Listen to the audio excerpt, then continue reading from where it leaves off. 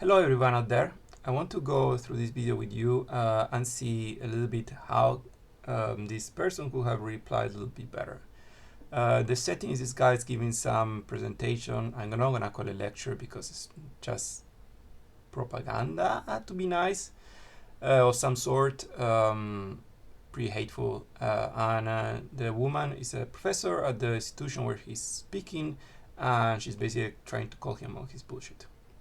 I mean, let's see what he's saying. To a lecture on basic. So let's see what he's saying. Protester in the back. What do you support specifically? Do you think that anti-immigrant rhetoric is violent free speech? Yes, because of the reasons you think that I'm speech is about. violence? No. So first of all, her question was about how he is manipulating the data to promote a non-real version of reality. And listen how he doesn't reply to her about what she's talking about. They will never reply to you about what you're talking about because that will mean engaging to a conversation, and they are not interested in a conversation. This is not about being right, not about being truthful or anything. It's about talking as much as you want to convince other people that you are right by the force of repetition and by associating yourself with certain school of thought that is currently common in society. He also does something very smart. So he puts together two words which have a relationship but are not very close. So immigrant rhetoric is violent free speech? Say violent free speech. Here is where like everything next you're gonna say later comes from. So he's associating this free speech and violence. I mean, we have a very positive bias towards the idea of free speech because we have how we have been educated. But free speech, all free speech is speech. Free speech, so insulting somebody, you're very free of doing it. Although this idea that there actually is free speech is a lie because you're not free to, for example, scam people. Otherwise, you will be just executing your free speech. And so all scams will be legal because you can always say whatever you want, no matter what is true or not. So, but we have a very positive bias towards this word. And then he says violence. So something positive and something negative, in a way, cannot be together. So that means that there is an inconsistency there. And she is mixing the two things. That's how he's accusing her. And I think in this case you have two options. One, talk about what was his saying, and in a way enable him to talk more, in that tangent when he probably prepared himself, he knows what to say.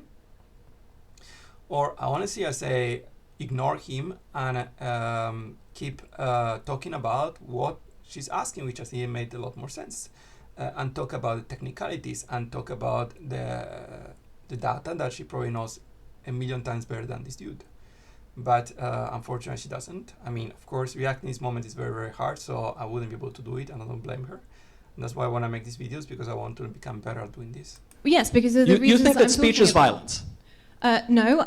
And he says, you think speech is violence? That doesn't make any sense. Of course, nobody thinks speech is violence unless you don't know the definition of speech. I think that That's what that sign says. the conversation that you're having is oppressive.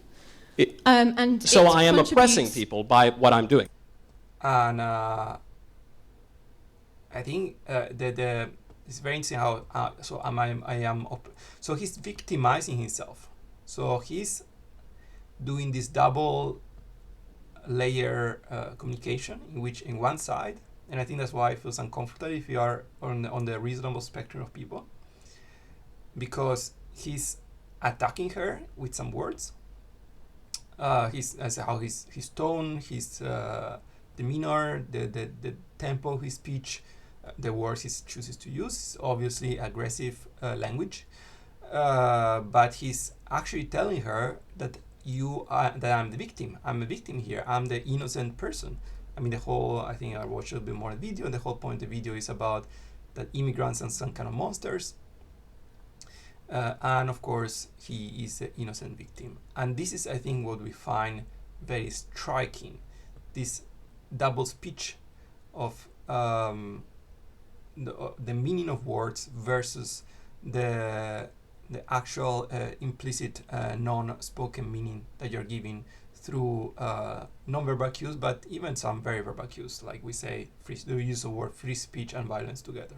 I am exerting violence on people by my speech. That's what the sign says, and that's what you just said. It contributes to And the protester is saying that's exactly what I'm doing, and she's saying that's exactly what her sign means. So that means that you, a faculty member at an American public university, paid for by taxpayer dollars, are conflating speech with violence. So you see how he got to a conclusion without her saying nearly anything that ends in the conclusion that you're an idiot.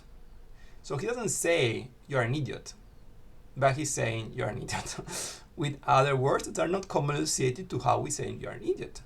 She says that, and then he says something interesting. He says a publicly paid institution, a professor here, and I paid by taxpayer dollars. I'm a taxpayer, so I own institutions, so I own you. So when you think about an aggressive speech that's going to make you feel fear, no, uncomfortable, unsafe of your situation. And he's telling her that somehow I own you, and so you are first of all doing a bad job. And he knows that these kind of people, if they are in these roles, they often care about doing a good quality of the job. And if you're an honest intellectual and an honest researcher, your job, the quality of your job, it doesn't depend on you because you are not capable of self-judging. That's just not how science or proper academia is be done, but it's the judgment on others that define your quality principally. And he's saying, okay, in my judgment for you, you are doing a terrible job. You are not worth of it, and I'm paying your job. So in a way, you should probably be fired because of this consistency that I completely made up. And that's the thing. And I don't know if anybody knows how to call on that bullshit in a way that is effective. I think for me will be, in a way, not even engage with this, because this is all a distraction not to speak about the actual thing, which you got a bit from the discussion, is about how he treats immigrants and how he is using his speech to create a situation in which immigrants are mistreated. Yes. Speech can be violent. What you are saying contributes to systemic racism in this. He may say yes. Yes to what? Yes, you're right. Yes to what? And this is, she's trying to be clear and speak to logic. That's right. But this is, all his speech is double speech. She's using a single layer speech. And she's not calling on any of his bullshit. She's not calling on the fact that you're associating the two together. You are being actually extremely aggressive with your tone and what you're saying. You are telling me I'm stupid. You're saying I'm not worth of my job. You're telling us how you own me and you can fire me. So this is extremely aggressive language. And yet you're saying you're not. So you're extremely consistent what you say. And this is then posed to your credibility. And this is how I would like to say it. What will probably feel you good, make you feel good, make me feel good. At the same time, it's totally useless. They will not ever accept something like this or say they're right because they're paid, especially the speaking guy, they're paid by somebody. They have no morals. So what's the point of telling them you're an asshole? Probably they enter in the fights what they want at the end of the day. This country, it means that my students of colour are pulled over and accused of stealing a car when they did not. I'm not pulling anybody over for stealing any cars. I see many people of many. And I'm not pulling anybody over. That doesn't make any sense because, I mean, he's here to influence people, yet he says that he's somehow solely responsible for his own actions. Then why are you even here to speak to? No?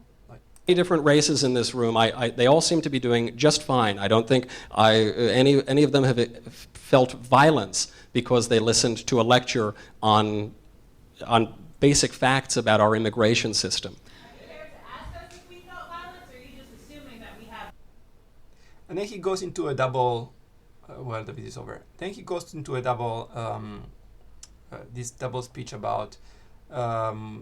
Whether violence is reality or no, what constitutes violence, and the whole point is that he cannot do violence. Speech is not violent. You can insult and scream at somebody, and whatever you say is somehow wholly protected. And I think that's a mistake we have in our society. This idea of free speech is Maybe not people will not agree, but I don't think free speech is something we should strive to, because free speech doesn't really mean anything. We don't even have free speech to start with. You cannot scam people, for example, because that's constitute a scam and you go to jail. So you cannot freely say anything. We don't have a good definition of what free speech is, and we should instead consider what are we trying to achieve by having free speech. What is the goal of free speech in our society? And then focusing on how to achieve that goal better. Well, that's my video. Not very short as I wanted to, but I mean, that's my idea. I want to get it out. Ciao, everyone.